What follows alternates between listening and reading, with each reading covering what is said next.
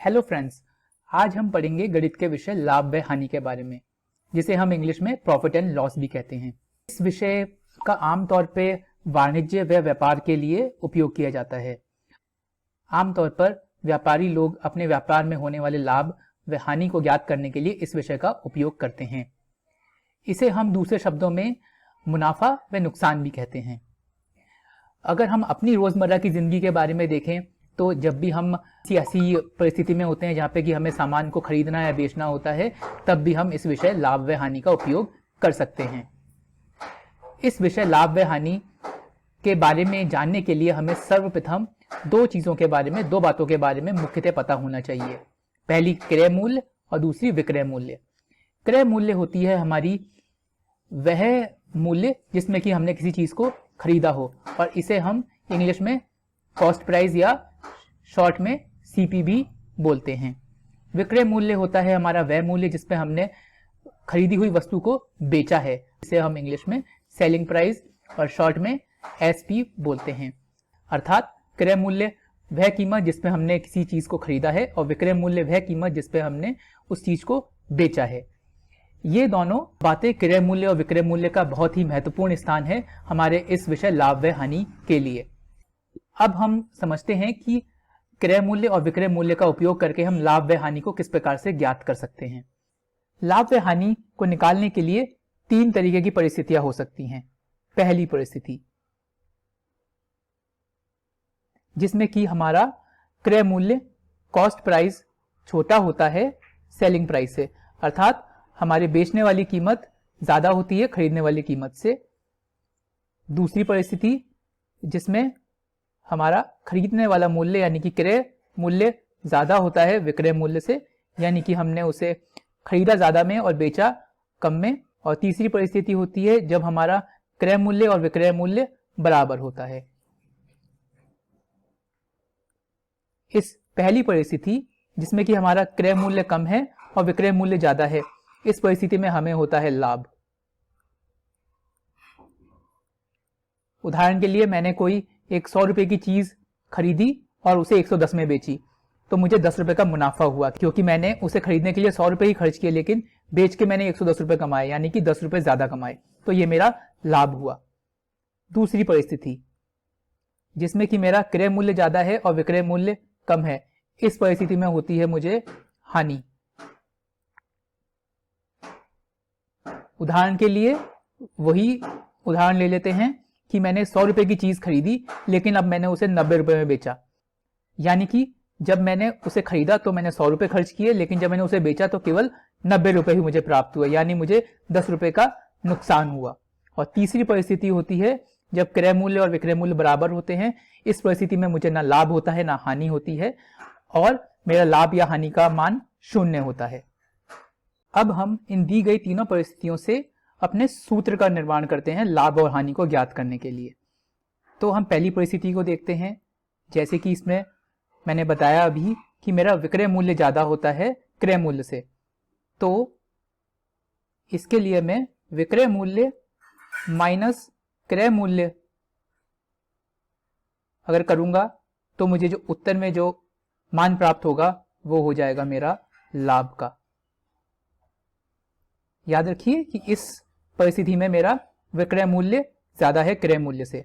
और अगर मैं दूसरी परिस्थिति के बारे में बात करूं तो इस परिस्थिति में मेरा क्रय मूल्य ज्यादा है विक्रय मूल्य से, तो इस बार मैं करूंगा क्रय मूल्य माइनस विक्रय मूल्य। इससे जो मुझे मान प्राप्त होगा वो होगा मेरी हानि के बराबर।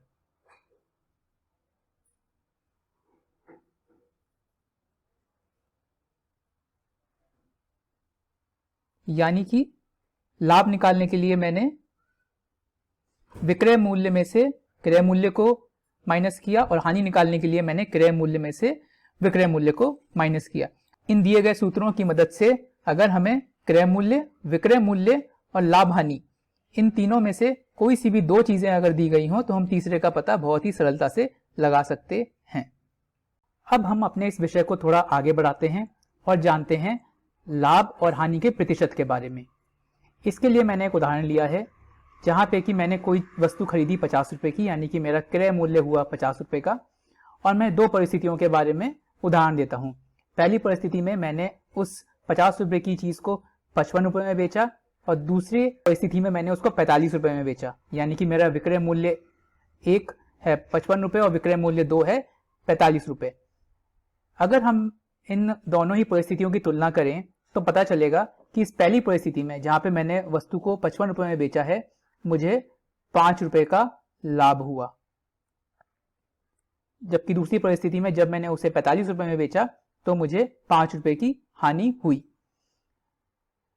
अगर हम इन दोनों ही परिस्थितियों को देखें तो मैंने अपने लाभ और हानि को निकालने के लिए विक्रय मूल्य की तुलना क्रय मूल्य से करी है। अर्थात क्रय मूल्य हमेशा मेरे लिए आधार राशि का काम करता है जब मुझे किसी सौदे में लाभ या हानि को ज्ञात करना होता है। अब अगर मुझे इसी तरीके से लाभ और हानि का प्रतिशत निकालना हो तो मुझे क्या करना होगा? तो सबसे पहले हम प्रतिशत के मूल सिद्धांतों को थोड़ा सा दोहरा लेते हैं। इसके लिए आप मेरे प्रतिशत के वीडियो को भी देख सकते हैं, जिसका लिंक आपको इस वीडियो के डिस्क्रिप्शन में मिल जाएगा। प्रतिशत निकालने के लिए मुझे हमेशा दो राशियों की तुलना करनी होती है। लाभ प्रतिशत और हानि प्रतिशत निकालने के लिए वह दो राशियां होंगी, मेरा क्रय मूल्य और हानि या लाभ। यानी कि लाभ प्रतिशत निकालने के लिए दो राशियां हुई क्रय मूल्य और लाभ, और हानि प्रतिशत निकालने के लिए मेरी दो राशियां हुई क्रय मूल्य और हानि।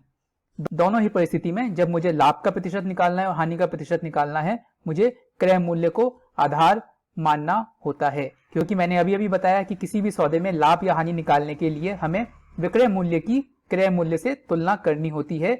अर्थात क्रय मूल्य हमारे लिए आधार राशि का कार्य करता है।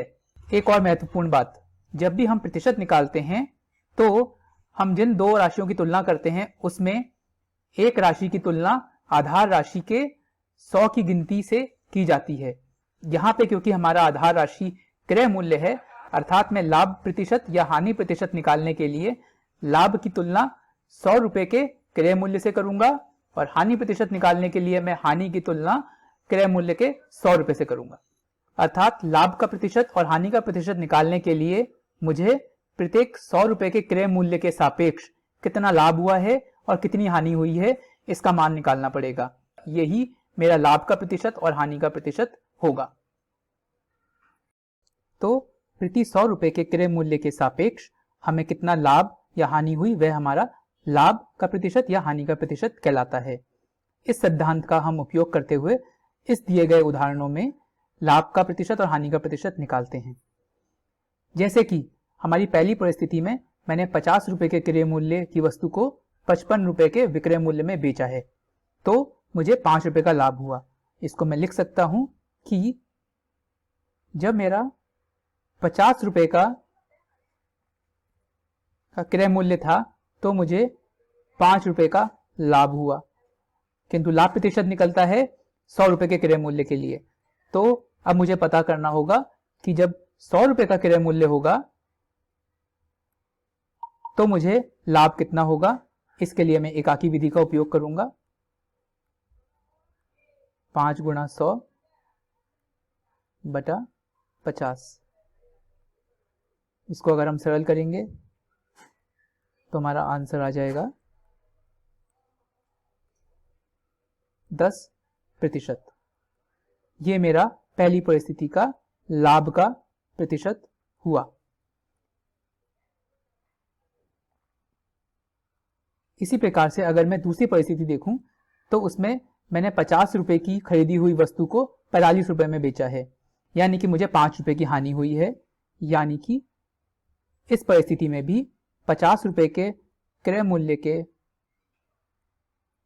ऊपर मुझे 5 रुपए की हानि हुई है, लेकिन हानि का प्रतिशत ज्ञात करने के लिए मुझे 100 रुपए के क्रय मूल्य के ऊपर हानि की राशि ज्ञात करनी होगी।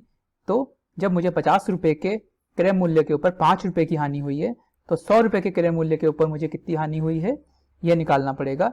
ये मैं फिर से एकाकी विधि से निकालूंगा और ये ऊपर की दी हुई परिस्थिति के जैसा ही होगा।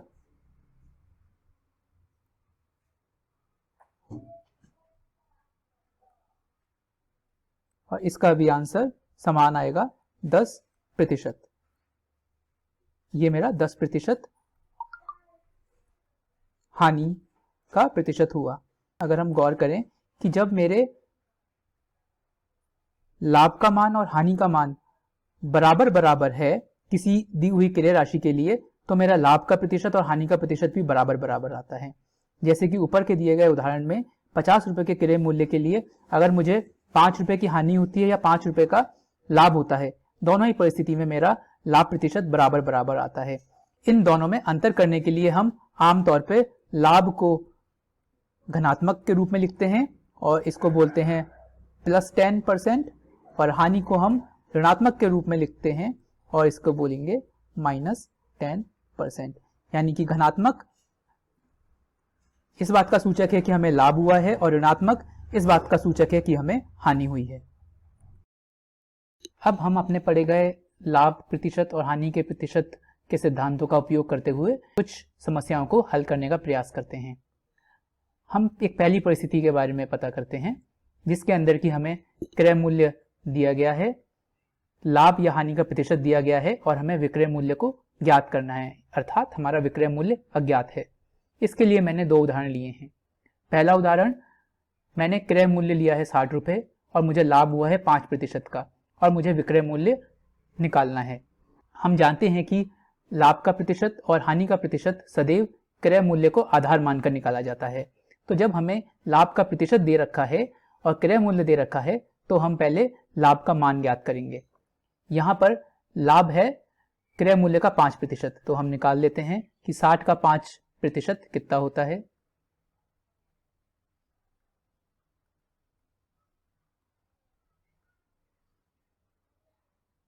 इसको हम सरल कर लेते हैं और सरल करने पे हमारा उत्तर आएगा 3, यानी कि 3 रुपए मेरा लाभ का मान है। अब क्योंकि यहाँ पे इस परिस्थिति में मेरे पास में लाभ हो रहा है, तो हमने पढ़ा है कि जब लाभ होता है तब विक्रय मूल्य क्रय मूल्य से ज़्यादा होता है, अर्थात विक्रय मूल्य हो जाएगा हमारा 60 और उसके अंदर 3 रुपए का लाभ, यानी कि 63 रुपए हमारा विक्रय का मूल्य हो जाएगा। इसी परिस्थिति में थोड़ा सा मैंने बदलाव किया है और एक दूसरा उदाहरण लिया है। यहाँ पर हमारा क्रय मूल्य 60 रुपए का है, हानि 5% की है और हमें विक्रय मूल्य ज्ञात करना है। अगर आप तुलना करें पहले वाले उदाहरण से तो क्रय मूल्य 60 रुपए का ही रहा, बस लाभ 5% के बजाय अब हानि 5% की हो गई है। अब हमें इसका विक्रय मूल्य निकालना है वापस से, क्योंकि हानि का प्रतिशत भी क्रय मूल्य को आधार रखकर निकाला जाता है, तो हमें पहले हानि का मान निकालना पड़ेगा, अर्थात हमें 60 रुपए का 5% निकालना पड़ेगा। उसी तरीके से निकालेंगे जैसे कि हमने पिछले उदाहरण में निकाला और इसको सरल करने पर हमारा आंसर फिर से वही आएगा 3, यानी कि 3 रुपए, यानी कि इस बार हमें 3 रुपए की हानि हुई है। और हम जानते हैं कि जब हमारी हानि होती है तब हमारा विक्रय मूल्य क्रय मूल्य से कम होता है, यानी कि इस परिस्थिति में हमारा विक्रय मूल्य हो जाएगा 60 माइनस 3, यानी कि 57 रुपीस के बराबर। तो इस प्रकार जब हमें क्रय मूल्य दिया हुआ होता है और लाभ प्रतिशत या हानि का प्रतिशत दिया हुआ होता है, तो हमें पहले लाभ या हानि का मान निकालना होता है और परिस्थिति के अनुसार वो लाभ है या हानि है, हम विक्रय का मूल्य निकालते हैं। लाभ की परिस्थिति में हम लाभ के मान को क्रय मूल्य के साथ जोड़ देते हैं और हानि की परिस्थिति में हम हानि के मान को क्रय मूल्य से घटा देते हैं और हमें विक्रय मूल्य प्राप्त हो जाता है। अब हम अपने लाभ प्रतिशत और हानि के प्रतिशत के सिद्धांत का उपयोग एक दूसरी परिस्थिति में करेंगे। इस परिस्थिति में हमारे पास में विक्रय का मूल्य है, लाभ प्रतिशत या हानि का प्रतिशत है, किंतु क्रय मूल्य अज्ञात है। अब हम देखते हैं कि हम इस परिस्थिति को किस प्रकार से सुलझाते हैं या इस समस्या का किस प्रकार से हल करते हैं। इसे समझने के लिए मैंने फिर से दो उदाहरण लिए हैं। पहला उदाहरण जिसमें कि विक्रय का मूल्य 48 रुपीज है और लाभ 20% का है, मुझे क्रय मूल्य ज्ञात करना है। किंतु हम जानते हैं कि हमारा लाभ का प्रतिशत या हानि का प्रतिशत हमेशा क्रय मूल्य के आधार पर ही ज्ञात किया जाता है या निकाला जाता है, लेकिन यहाँ पर तो हमारे पास में क्रय मूल्य है ही नहीं। इस समस्या को सुलझाने के लिए पहला स्टेप लेते हैं कि हमने माना कि हमारा क्रय मूल्य है 100 रुपए। अगर हमारा क्रय मूल्य 100 रुपये होता है और लाभ 20% का होता है तो लाभ का मान हो जाएगा 20 रुपये और विक्रय का मान निकल जाएगा 100 + 20 120 रुपये। यानी कि जब मैंने ये माना कि इस परिस्थिति में मेरा क्रय का मूल्य 100 रुपये है, लाभ 20% है, तो विक्रय मूल्य निकला मेरा 120 रुपये। अब मैं अपनी एकाकी विधि का उपयोग करता हूं, यानी कि जब मेरा विक्रय मूल्य 120 रुपये का है तो इस 20% लाभ के साथ में मेरा क्रय मूल्य हो जाता है 100 रुपये। लेकिन अगर मेरी दी हुई समस्या के अनुसार अगर विक्रय मूल्य 48 रुपये होगा, 48 रुपीज़ होगा, तो मेरा क्रय मूल्य कितना हो जाएगा, इसको मैं निकालूंगा एकाकी विधि से, यानी कि 100 गुणा 48 बटा 120, मेरे पास में उत्तर आ जाएगा 40। यानी कि मेरा इस परिस्थिति में क्रय मूल्य हुआ 40 रुपीज़। अब मैं इस दूसरी परिस्थिति को देखता हूं। इसके अंदर मेरा विक्रय मूल्य फिर से है 48 रुपये। अब की बार लाभ के बजाय मेरी हानि है 20% की और मुझे क्रय मूल्य ज्ञात करना है। तो जैसे कि मैंने बताया कि हानि का प्रतिशत भी हमेशा क्रय मूल्य को आधार मान के किया जाता है, तो पहली समस्या के अनुसार ही मैं यहां पर भी क्रय का मूल्य मानूंगा 100 रुपये।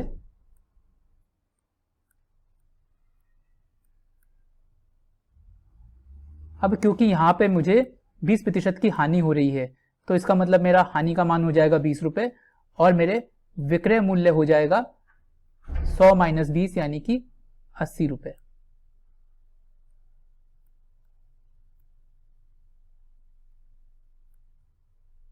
मेरा विक्रय का मूल्य हो जाएगा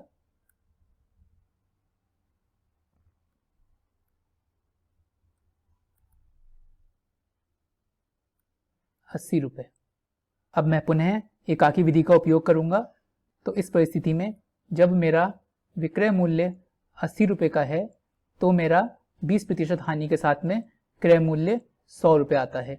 लेकिन इस दी हुई परिस्थिति के अनुसार जब मेरा विक्रय मूल्य 48 रुपये का होगा तो मेरा क्रय मूल्य एकाकी विधि से हो जाएगा 100 गुणा 48 बटा 80, जिसको कि अगर मैं हल करूंगा, सरल करूंगा, तो आंसर आ जाएगा 60 रुपये। यानी कि इस परिस्थिति में मेरा क्रय मूल्य हुआ 60 रुपये।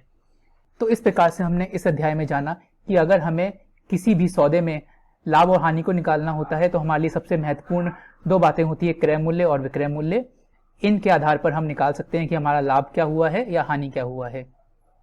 उसके पश्चात हमने जाना कि हम किस प्रकार से लाभ का प्रतिशत और हानि का प्रतिशत निकाल सकते हैं। इसके लिए हमेशा हमें क्रय मूल्य को आधार मानकर लाभ का प्रतिशत या हानि का प्रतिशत निकालना होता है। और फिर हमने दो परिस्थितियों को देखा, एक परिस्थिति जिसमें हमें लाभ या हानि का प्रतिशत दे रखा है और क्रय मूल्य दे रखा है, तो हम सीधे सीधे लाभ का मान निकाल सकते हैं क्रय मूल्य के आधार पर या हानि का मान निकाल सकते हैं क्रय मूल्य के आधार पर और फिर उसके अनुसार विक्रय मूल्य निकाल सकते हैं। दूसरी परिस्थिति हमने देखी जो कि थोड़ी सी जटिल होती है, उसके अंदर हमें लाभ या हानि का प्रतिशत दिया हुआ होता है और विक्रय मूल्य दिया हुआ होता है, किंतु क्रय मूल्य अज्ञात होता है। अब क्योंकि लाभ का प्रतिशत और हानि का प्रतिशत सदैव क्रय मूल्य के आधार पर निकाला जाता है, तो इस प्रकार की समस्याओं को हल करने के लिए हमें पहले एक क्रय मूल्य मानना पड़ता है, जैसे कि 100 रुपये, और फिर उसके आधार पर हम विक्रय मूल्य निकालते हैं और फिर हम एकाकी विधि से उस दी हुई परिस्थिति के लिए उपयुक्त क्रय मूल्य को निकालते हैं। हेलो फ्रेंड्स, अगर आपको मेरे वीडियोस उपयोगी लगें तो आपसे अनुरोध है कि आप मेरे YouTube चैनल को सब्सक्राइब करें और मेरे वीडियोस को लाइक करें। इससे आपको मेरे नए आने वाली वीडियोस के नोटिफिकेशन तुरंत ही प्राप्त हो पाएंगे। साथ ही साथ आप अपने सुझावों को वीडियोस के कमेंट्स के द्वारा मुझ तक पहुंचाइए, जिससे कि मैं अपने वीडियोस में निरंतर सुधार कर सकूं। धन्यवाद।